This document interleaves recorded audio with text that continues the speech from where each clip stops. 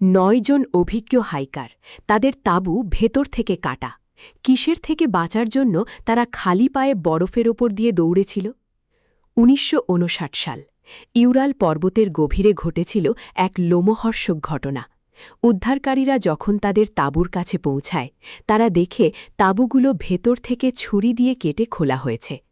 ময়নাতদন্তে বেরিয়ে আসে ভয়ঙ্কর সব তথ্য। কারো হাড় ভাঙা, কারো করটিতে মারাত্মক, এমনকি কারো কারো জীবও ছিল না। অথচ তাদের শরীরে কোনো ধস্তাধস্তির চিহ্ন পাওয়া যায়নি। পোস্টমর্টেম রিপোর্টে তাদের পোশাকে অস্বাভাবিক তেজস্ক্রিয়তা বা রেডিও অ্যাক্টিভিটি পাওয়া যায়।